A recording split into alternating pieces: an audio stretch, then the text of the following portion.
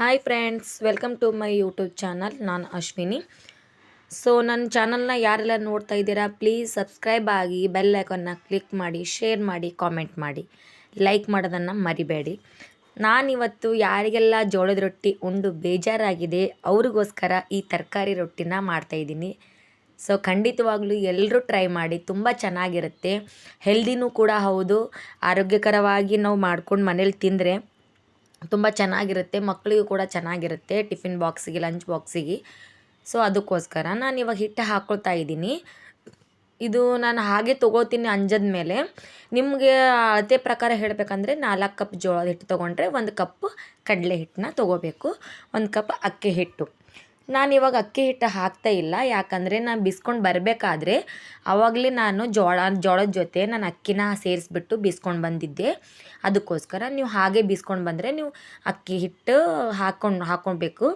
ಇವಾಗ ನಾನು 1 ಕಪ್ ಸಬ್ಬಸಿಗೆ ಸೊಪ್ಪು ಮತ್ತು 1 ಕಪ್ ಮೆಂತ್ಯ ಸೊಪ್ಪು, 1 ಕಪ್ ಕ್ಯಾರೆಟ್ ಹಾಕೋತಾ ಇದ್ದೀನಿ. ಸಬ್ಬಸಿಗೆ ಸೊಪ್ಪು ಅಂದರೆ ಸೊಪ್ಸಿ ಪಲ್ಯ ಅಂತ ನಮ್ಮ ಸೈಡೆಲ್ಲ. ಸೊ ಅದು ಇವಾಗ ಮೆಣ್ಸಿನ್ಕಾಯಿ ಮತ್ತು ಹಸಿ ಶುಂಠಿನ ಪೇಸ್ಟ್ ಮಾಡಿ ಇಟ್ಕೊಂಡಿದ್ದೆ, ಅದು ಹಾಕ್ಕೊಳ್ತಾ ಇದ್ದೀನಿ. ಮತ್ತು ಒಂದು ಅರ್ಧ ಕಪ್ ಕರಿಬೇವು ಮತ್ತು ಕೊತ್ತಂಬರಿನ ಹಾಕ್ಕೊಳ್ತಾ ಇದ್ದೀನಿ. ಅರ್ಧ ಚಮಚ ಅಚ್ಚ ಖಾರದ ಪುಡಿ, ಒಂದು ಅರ್ಧ ಚಮಚ ಗರಂ ಮಸಾಲ, ಒಂದು ಅರ್ಧ ಚಮಚ ಧನಿಯಾ ಪುಡಿ ಹಾಕ್ಕೊಳ್ತಾ ಇದ್ದೀನಿ. ರುಚಿಗೆ ತಕ್ಕಷ್ಟು ಉಪ್ಪು. ಇವಾಗ ಮೇನ್ ಟೇಸ್ಟ್ ಎದ್ರಲಿಂದ ಕೊಡ್ತಪ್ಪ ಅಂತಂದರೆ ಓಂಕಾಳು ಮತ್ತು ಜೀರಿಗೆನ ಪೇಸ್ಟ್ ಮಾಡಿ ಇಟ್ಕೊಂಡಿದ್ದೀನಿ. ಓಂಕಾಳು ಅಂತಂದರೆ ನಮ್ಮ ಕಡೆ ಎಲ್ಲ ಅಜ್ವೇನ್ ಅಂತಾರೆ, ನಿಮ್ಮ ಕಡೆ ಏನಂತಾರೆ ಅಂತ ಕಾಮೆಂಟ್ ಬಾಕ್ಸಲ್ಲಿ ತಿಳಿಸಿ. ಈ ರೊಟ್ಟಿಗೆ ಮೇನ್ ಟೇಸ್ಟ್ ಅಂತಂದರೆ ಓಂಕಾಳು ಮತ್ತು ಜೀರಿಗೆದೇ ಫ್ಲೇವರ್ ಚೆನ್ನಾಗಿ ಬರುತ್ತೆ. ಸೊ ಇದು ಹಾಕ್ಕೊಳ್ಬೇಕು. ಇದೇ ಹಾಕಬೇಕಂತೇನಿಲ್ಲ, ನಿಮ್ಗೆ ಯಾವ ತರಕಾರಿ ಇಷ್ಟನೋ ಆ ತರಕಾರಿನ ಹಾಕ್ಬೋದು. ನಾನು ಒಂದು ಅರ್ಧ ಟೇಬಲ್ ಸ್ಪೂನ್ ಅರಿಶಿಣ ಹಾಕ್ಕೋತಾ ಇದ್ದೀನಿ. ಸೊ ಕಲರ್ಗೋಸ್ಕರ ಅದು ಹಾಕಿದರೆ ಚೆನ್ನಾಗಿರುತ್ತೆ. ಇವಾಗ ಕೈಯಿಂದ ಎಲ್ಲ ಚೆನ್ನಾಗಿ ಮೊದಲು ಮಿಕ್ಸ್ ಮಾಡ್ಕೋಬೇಕು. ಮೊದಲು ನೀರು ಹಾಕಬಾರ್ದು, ಮೊದಲು ಕೈಯಿಂದ ನೀಟಾಗಿ ಮಿಕ್ಸ್ ಮಾಡ್ಕೊಳ್ಳಿ.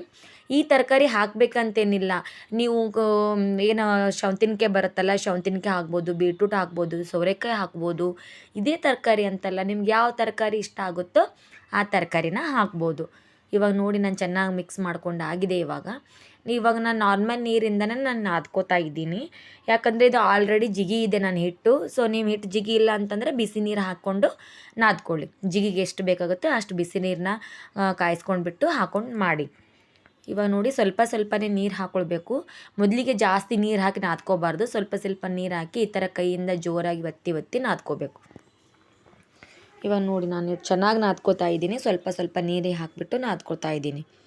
ಈ ಥರ ಪ್ರೆಸ್ ಮಾಡಿ ಮಾಡಿ ಕೈಯಿಂದ ಜೋರು ಹಾಕಿ ನಾದ್ಕೊಳ್ಳಿ. ಇದು ಏನು ತುಂಬ ಈಸಿ, ರೊಟ್ಟಿ ಮಾಡೋರಿಗಂತೂ ಏನು ಕಷ್ಟ ಅನಿಸೋದಿಲ್ಲ. ಜೋಳದ ರೊಟ್ಟಿ ಹೇಗೆ ಮಾಡ್ತೀವಲ್ಲ ಅದೇ ಇರುತ್ತೆ. ನೋಡಿ ಈ ಥರ ಕೈಯಿಂದ ಜೋರಾಗಿ ಒತ್ತಿ ಒತ್ತಿ ಈ ಥರ ಜೋರಾಗಿ ಬಡಿಬೇಕು. ಒಂದು 4ರಿಂದ 5 ಸಲ ಬಡಿದು ಮತ್ತೆ ತಿಕ್ಕಿ ತಿಕ್ಕಿ ಮಾಡ್ಕೊಳ್ಬೇಕು. ಇವಾಗ ನಾನು 2 ಭಾಗ ಮಾಡ್ತೀನಿ.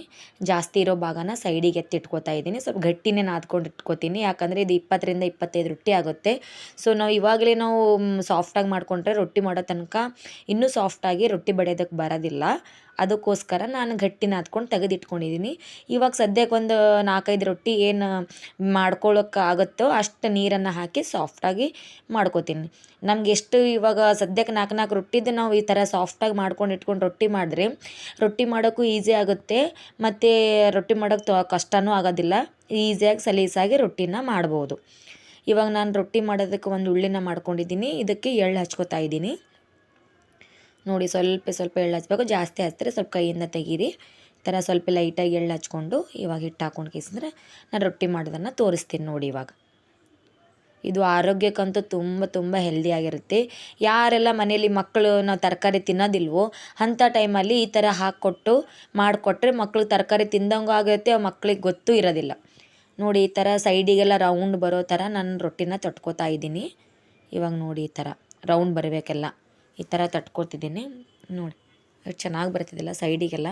ಈ ಥರ ಬಂದರೆ ಹರಿಯೋದಿಲ್ಲ, ಅದು ಸೈಡಿಗೆಲ್ಲ ಈ ಥರ ಕಟ್ಟಾಗುತ್ತಲ್ಲ ಅದು ಕಟ್ಟಾಗೋದಿಲ್ಲ, ನೀಟಾಗಿ ಬರುತ್ತೆ. ಈ ಥರ ಲೈಟಾಗಿ ನೀವು ರೊಟ್ಟಿ ಬಡೀರಿ, ರಪ ರಪ ಅಂತ ಜೋರಾಗಿ ಬಡಿಬಾರ್ದು, ಯಾಕಂದರೆ ನಾವು ತರಕಾರಿ ಹಾಕಿರ್ತೀವಲ್ವ ಅದಕ್ಕೋಸ್ಕರ ಅದು ಕಟ್ಟಾಗೋ ಚಾನ್ಸಸ್ ಇರುತ್ತೆ, ಹರಿಯೋ ಚಾನ್ಸಸ್ ಇರುತ್ತೆ. ಅದಕ್ಕೋಸ್ಕರ ಸೈಡಲ್ಲೆಲ್ಲ ಈ ಥರ ಕಟ್ಟಾದರೆ ಈ ಥರ ಕೈಯಿಂದ ಹಿಟ್ಟು ಹಚ್ಕೊಂಡು ಈ ಥರ ಪ್ರೆಸ್ ಮಾಡಿ ಮಾಡಿ ಬಡೀರಿ, ಅದೆಲ್ಲ ಕವರ್ ಆಗುತ್ತೆ.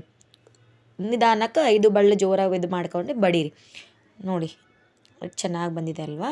ಇವಾಗ ಹಂಚು ಕಾದಿದೆ, ನಾನು ರೊಟ್ಟಿ ಹಾಕಿ ತೋರಿಸ್ತಾ ಇದ್ದೀನಿ. ನೋಡಿ ಎಷ್ಟು ಈಸಿ ಬರುತ್ತೆ. ಕೆಳಗಡೆ ಇರೋದನ್ನು ರೊಟ್ಟಿ ಮೇಲ್ಗಡೆ ಹಾಕಿ, ಮೇಲ್ಗಡೆ ಇರೋದನ್ನು ಹಂಚಿನ ಕೆಳಗಡೆ ಇರಬೇಕು. ಈ ಥರ ನೋಡಿ, ಹಂಚ ಮೇಲೆ ಕೆಳಗೆ ಆಗಬೇಕಲ್ಲ.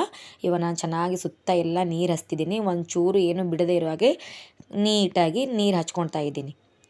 ಹಚ್ಕೊಂಡು ನಿಮ್ಗೆ ಕಟ್ಟಿಬೇಕು, ಕ್ರಿಸ್ಪಿನೆಸ್ ಬೇಕಂತಂದರೆ ರೊಟ್ಟಿ ಸೊ ಮೀಡಿಯಮ್ ಫ್ಲೇಮಲ್ಲಿ ಇಟ್ಟು ಸೊ ಹಾಗೆ ಬಿಡಬೇಕು. ನಾನು ಕಟ್ಟಿಬೇಕಿರೋ ಸಲುವಾಗಿ ನಾನು ನೀರೆಲ್ಲ ಪೂರ್ತಿ ಆರಿದ ಮೇಲೆ ತಿರುವು ಹಾಕೋತಾ ಇದ್ದೀನಿ. ನಿಮಗೆಲ್ಲ ಸಾಫ್ಟ್ ಬೇಕಂದ್ರೆ ಹಾಗೆ ನೀರು ಹಚ್ಚಿದ ತಕ್ಷಣ ನೀವು ತಿರುವು ಹಾಕ್ಕೊಳ್ಬೋದು. ನಾನು ಹಾಗೆ ಬಿಟ್ಟಿದ್ದೆ. ಇವಾಗ ನೋಡಿ ರೊಟ್ಟಿ ಆಗಿದೆ. ಒಂದು ಬಟ್ಟೆ ಸಹಾಯದಿಂದ ಮೇಲೆಲ್ಲ ಎಣ್ಣೆ ಹಚ್ಚಿ ಅದು ಮತ್ತೆ ಎಣ್ಣೆನ ಸುಟ್ಕೋತಾ ಇದ್ದೀನಿ. ಹಿಂದ್ಗಡೆ ಕೂಡ ನಾನು ಹಾಗೆ ಎಣ್ಣೆ ಹಚ್ಚಿದ್ದೀನಿ, ಯಾಕಂದರೆ ಹಸಿ ಎಣ್ಣೆ ತಿನ್ನಬಾರ್ದಲ್ವಾ, ಕೆಮ್ಮು ನೆಗಡಿ ವಗೇರೆ ಆಗುತ್ತೆ. ಅದಕ್ಕೋಸ್ಕರ ನಾನು ಎಣ್ಣೆ 2 ಕಡೆ ಸುಟ್ಕೋತಾ ಇದ್ದೀನಿ ಚೆನ್ನಾಗಿ. ಇವಾಗ ಇನ್ನೊಂದು ರೊಟ್ಟಿ ಮಾಡಿ ನಿಮ್ಗೆ ತೋರಿಸ್ತೀನಿ ನೋಡಿ. ಇವಾಗ ಮತ್ತೆ ಒಂದು ಉಳ್ಳಿ ತೊಗೊಂಡಿದ್ದೀನಿ.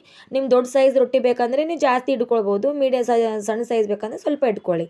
ತೆಳುವಾಗಿ ಮಾಡಿಕೊಂಡ್ರೆ ಚೆನ್ನಾಗಿರುತ್ತೆ. ನಾನು ತುಂಬ ತೆಳುವಾಗಿ ಮಾಡ್ಕೋತೀನಿ. ಅದು ಕ್ರಿಸ್ಪಿನೆಸ್ ಆದರೆ ತಿನ್ನೋದಕ್ಕೆ ತುಂಬ ಚೆನ್ನಾಗಿ ಬರುತ್ತೆ. 2-3 ದಿನ ಇಟ್ಟು ತಿಂದರೆ ಅಂತೂ ಇನ್ನೂ ತುಂಬ ಚೆನ್ನಾಗಿರುತ್ತೆ. ಇವಾಗ ನೋಡಿ ನಾನು ಸ್ವಲ್ಪ ಜಾಸ್ತಿನೇ ಮಾಡ್ಕೊಂಡು ಇಟ್ಕೋತೀನಿ, ಅದು ತಿನ್ನೋಕೆ ಚೆನ್ನಾಗಿರುತ್ತೆ ಅಂದ್ಬಿಟ್ಟು. ನೋಡಿ ಈ ಥರ ಮತ್ತೆ ಚೆನ್ನಾಗಿ ನಾನು ತಟ್ಕೋತಾ ಇದ್ದೀನಿ. ಸೈಡಿಗೆಲ್ಲ ಈ ಥರ ಲಾಸ್ಟಲ್ಲೆಲ್ಲ ರೌಂಡಾಗಿ ಈ ಥರ ಬರಬೇಕು, ಅಂದರೆ ಅದು ರೊಟ್ಟಿನ ಹರಿಯೋದಿಲ್ಲ. ಈ ಥರ ಬರಬೇಕು ನೋಡಿ. ಎಷ್ಟು ಚೆನ್ನಾಗಿ ಬರ್ತಿದೆ ನೋಡಿ ನನ್ನ ರೊಟ್ಟಿದ್ದು. ಇವಾಗ ಲೈಟಾಗಿ 5 ಬೆಳ್ಳು ಊರಿ ಅಷ್ಟೇ, ಮೀಡಿಯಮ್, ಜಾಸ್ತಿ ಫೋರ್ಸ್ ಇಲ್ಲ, ಜಾಸ್ತಿ ಲೈಟಾಗಿಲ್ಲ, ಅಷ್ಟೇ. ಆ ರೊಟ್ಟಿಗೆ ಎಷ್ಟು ಬೇಕೋ ಅಷ್ಟೇ ನಾನು ಬಡಿತಾಯಿದ್ದೀನಿ. ತುಂಬ ಜೋರಾಗಿ ಬಡಿದ್ರೆ ಏನಾಗುತ್ತೆ, ತರಕಾರಿ ಹಾಕಿದ್ರಿಂದ ಹರಿಯುತ್ತಲ್ಲ, ಅದಕ್ಕೆ ಹೇಳ್ತಿರೋದು, ಮತ್ತೇನಿಲ್ಲ. ಜೋಳದ ರೊಟ್ಟಿ ಹೇಗೆ ಬಡಿದ್ರೂ ನಡೆಯುತ್ತೆ. ಸೊ ನೀವು ಮೊದಲು ಮಾಡ್ತಿರೋದು ರೊಟ್ಟಿ ಪ್ರಾಕ್ಟೀಸ್ ಇಲ್ಲ ಅಂಥವ್ರಾದರೆ ಏನು ಮಾಡಿ, ನೀವು ಲಟ್ಟಿಸ್ಕೊಂಡು ಕೂಡ ನೀವು ಮಾಡ್ಬೋದು. ಸ್ವಲ್ಪ ಜಿಗಿ ಜಾಸ್ತಿ ಇರಬೇಕು, ಗಟ್ಟಿನ ಅದ್ಕೊಂಡಿರಬೇಕು. ಇವಾಗ ರೊಟ್ಟಿ ಮತ್ತೆ ಹಾಕ್ತಾಯಿದ್ದೀನಿ. ಕೆಳಗಡೆ ಇರೋದು ಮಾಡಿ, ಮೇಲ್ಗಡೆ ಇರೋದನ್ನ ಕೆಳಗೆ ಹಾಕ್ತಾಯಿದ್ದೀನಿ. ಇವಾಗ ಹರಿದಿದೆ ನೋಡಿ, ಅದು ಎಷ್ಟು ಕವರ್ ಆಗುತ್ತೆ ನೋಡಿ, ಏನು ತೊಂದರೆನೇ ಇಲ್ಲ. ಇವಾಗ ಇಲ್ಲೂ ಕವರ್ ಮುಚ್ಕೋತೆ ನೋಡಿ. ವಾವ್, ನೋಡಿ ಎಷ್ಟು ಚೆನ್ನಾಗಿ ಬಂದಿದೆ. ಇವಾಗ ನೀರು ಹಚ್ಕೋತಾ ಇದ್ದೀನಿ. ನೀರು ಹಚ್ಕೋಬೇಕು, ಸರಿಯಾಗಿ ನೀರು ಹಚ್ಕೋಬೇಕು. ಒಂದು ಕಡೆಗೆ ಹಚ್ಚೋದು, ಒಂದು ಕಡೆ ಬಿಟ್ಟರೆ ಅದು ಬೆಳಗಾಗುತ್ತೆ ಅಲ್ವಾ, ವೈಟಾಗಿ ಅದು ರೊಟ್ಟಿ ಚೆನ್ನಾಗಿ ತಿನ್ನಬೇಕಾದ್ರೆ ಚೆನ್ನಾಗಿರಲ್ಲ. ಇವಾಗ ನಾನು ತಿರುವಿ ಹಾಕೋತಾ ಇದ್ದೀನಿ ನೋಡಿ, ಎಷ್ಟು ಚೆನ್ನಾಗಿ ಬಂದಿದೆ ನೋಡಿ. ವಾವ್, ಚೆನ್ನಾಗಿ ಬಂದಿದೆ ಅಲ್ವಾ. ಸೊ ಹೀಗೆ ಅದನ್ನು ರೊಟ್ಟಿನ ಚೆನ್ನಾಗಿ ನಾನು ಬೇಯಿಸ್ಕೊತಾ ಇದ್ದೀನಿ. ಚೆನ್ನಾಗಿ ಬೆಂದಬೇಕದು. ಬೆಂದರೆ ಅದು ತಿನ್ನೋದಕ್ಕೆ ಚೆನ್ನಾಗಿರುತ್ತೆ. ಹಸಿ ಬಿಸಿ ಆದರೆ ತಿನ್ನೋದಕ್ಕೆ ಚೆನ್ನಾಗಿರಲ್ಲ, ಹೊಟ್ಟೆ ಕೂಡ ಹಾಳಾಗುತ್ತೆ. ಅದಕ್ಕೋಸ್ಕರ ಮತ್ತು ನಾನು ಒಂದು ಬಟ್ಟೆ ಸಹಾಯದಿಂದ ಎಣ್ಣೆನ ಚೆನ್ನಾಗಿ ಹಚ್ಕೋತಾ ಇದ್ದೀನಿ, ರೊಟ್ಟಿ ಬಿಡದೇ ಇರೋ ಹಾಗೆ. ಇವಾಗ ಹಚ್ಕೊಂಡು ಮತ್ತೆ ಉಲ್ಟಾ ಹಾಕ್ಕೊಂಡು ಹಿಂದ್ಗಡೆನೂ ಕೂಡ ನಾನು ಅದೇ ರೀತಿ ಹಚ್ಕೋತೀನಿ ನೋಡಿ. ಇವಾಗ ಮುಂದ್ಗಡೆ ಆಗಿದೆ. ಎಷ್ಟು ಚೆನ್ನಾಗಿದೆ ಅಲ್ವಾ, ಎಣ್ಣೆ ಎಷ್ಟು ಸರಿಯಾಗಿ ಕಾಣ್ತಿದೆ ನೋಡಿ. ಇವಾಗ ಮತ್ತೆ ಉಲ್ಟಾ ಹಾಕೋತಿದ್ದೀನಿ ನೋಡಿ. ಮತ್ತು ಹಿಂದ್ಗಡೆ ಕೂಡ ನಾನು ಹಾಗೆ ಹಚ್ಕೋತಾ ಇದ್ದೀನಿ. ವಾವ್, ಕ್ರಿಸ್ಪಿ ಬೇಕಂದರೆ ಸ್ವಲ್ಪ ಮೀಡಿಯಮ್ ಫ್ಲೇಮಲ್ಲಿಟ್ಟು ಸ್ವಲ್ಪ ಎಣ್ಣೆ ಹಚ್ಚಿ ಹಾಗೆ ಬಿಡಿ, ಕೆಂಪಗಾಗುತ್ತೆ, ಗೋಲ್ಡನ್ ಕಲರ್ ಬರುತ್ತೆ. ಆವಾಗ ತಿನ್ನೋದಕ್ಕಂತೂ ತುಂಬ ಚೆನ್ನಾಗಿರುತ್ತೆ ನೋಡಿ. ಮಧ್ಯದಲ್ಲೆಲ್ಲ ಎಷ್ಟು ಚೆಂದ ಗೋಲ್ಡನ್ ಬ್ರೌನ್ ಆಗಿದೆ ಅಲ್ವಾ, 2 ಸೈಡ್ ಈ ಥರ ಎಣ್ಣೆಯಿಂದ ಮಾಡಿಕೊಂಡು. ಇವಾಗ ನೋಡಿ ನಮ್ಮ ರೊಟ್ಟಿ ಅಂತೂ ರೆಡಿ, ತಿನ್ನೋದಕ್ಕೆ ರೆಡಿನಾ ನೋಡಿ, ಎಷ್ಟು ಚೆನ್ನಾಗಿದೆ. ಮಾಡ್ಕೊಂಡು ತಿಂದರೆ ನನ್ನ ಮಕ್ಕಳಂತೂ ಇವಾಗ ವೇಟ್ ಮಾಡ್ತಿದ್ದಾರೆ. ನಾನು ಏನೇ ಮಾಡಲಿ ಮೊದಲು ಫಸ್ಟ್ ನಾನು ನೀನು ಅಂತ ಇಬ್ಬರು ಜಗಳ ಆಡ್ತಾ ಇರ್ತಾರೆ. ನಾನು ಮೊದಲು ತಿಂತೀನಿ, ನೀನು ಮೊದಲು ತಿಂತೀನಿ ಅಂತ. ನೋಡಿ ಎಷ್ಟು ಚೆನ್ನಾಗಿ ಬಂದಿದೆ ಅಲ್ವಾ. ಅವರಂತೂ, ನನ್ನ ಮಕ್ಕಳಂತೂ ವೇಟಿಂಗ್, ಯಾವಾಗ ಕೊಡ್ತಾಳೆ ಮಮ್ಮ, ಯಾವಾಗ ತಿನ್ನಬೇಕು ಅಂತ.